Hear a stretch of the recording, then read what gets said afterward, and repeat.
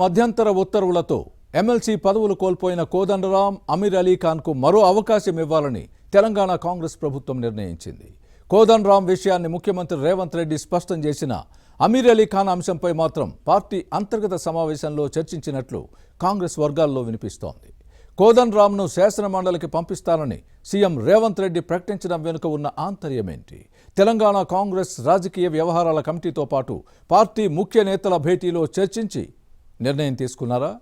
ఈ నెల జరిగే మంత్రివర్గ సమావేశంలో తీర్మానించి గవర్నర్ ఆమోదం కోసం పంపనున్నారా?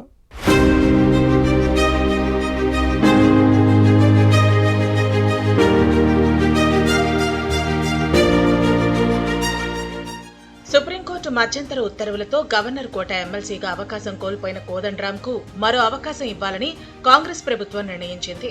2 వారాల్లో ఈ ప్రక్రియను పూర్తి చేసేందుకు చర్యలు చేపట్టింది. కోదండరాంను మళ్లీ ఎమ్మెల్సీగా పంపేందుకు పార్టీ అధిష్టానం కూడా గ్రీన్ సిగ్నల్ ఇచ్చిందని సమాచారం. ఈ నెల జరిగే కేబినెట్ లో తీర్మానం చేసే అవకాశం ఉంది. రాజకీయ కారణాలతో బీఆర్ఎస్ నేతలు దాఖలు చేసిన పిటిషన్ కారణంగా కోదండరాంతో పాటు అమీర్ అలీ ఖాన్ పదవి కోల్పోయిన విషయాన్ని గుర్తుపెట్టుకోవాలి. బీఆర్ఎస్ హయాంలో దాసోజు శ్రవణ్ కుమార్, కుర్ర సత్యనారాయణను గవర్నర్ కోట ఎమ్మెల్సీలుగా కేసీఆర్ ప్రభుత్వ సిఫారసు చేసింది.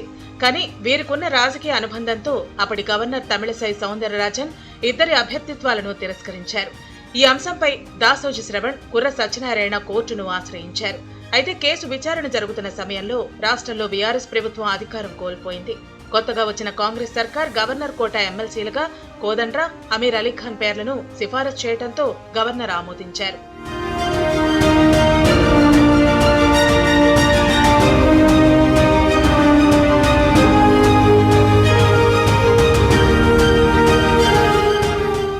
గవర్నర్ కోటాలో ఎమ్మెల్సీలుగా నామినేట్ అయిన కోదండరాం, అమీర్ అలీ ఖాన్ నియామకం చెల్లదని ఇటీవల సుప్రీంకోర్టు తేల్చి చెప్పింది.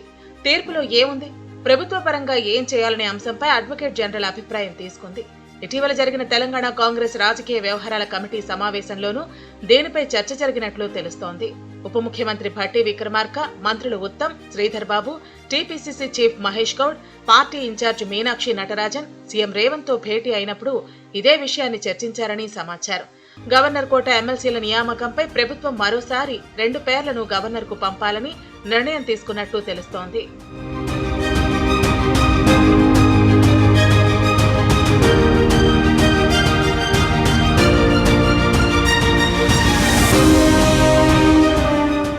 గవర్నర్ కోట ఎమ్మెల్సీలుగా మళ్లీ కోదండరాం, అమీర్ అలీ ఖాన్ పేర్లనే గవర్నర్ కు పంపాలని సీఎం రేవంత్, కాంగ్రెస్ కీలక నేతలు ఉమ్మడి నిర్ణయం తీసుకున్నారు.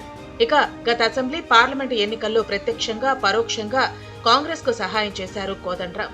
ఇక పొలిటికల్ జేఏసీ చైర్మన్ గా తెలంగాణ ఉద్యమంలో కోదండరాం కీలక పాత్ర పోషించారు. ఈ విషయాన్ని దృష్టిలో పెట్టుకునే గవర్నర్ కోట ఎమ్మెల్సీగా అవకాశం కల్పించారు. ఇక అమీర్ అలీ ఖాన్ ఫ్యామిలీ మొదటి నుంచి కాంగ్రెస్ కు మద్దతిస్తోంది.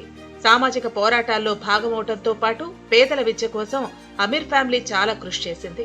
ఈ నేపథ్యంలోనే మరోసారి ఈ ఇద్దరి పేర్లనే గవర్నర్ కు పంపాలని ప్రభుత్వం నిర్ణయించింది. ఏం జరుగుతుందో చూడాలి.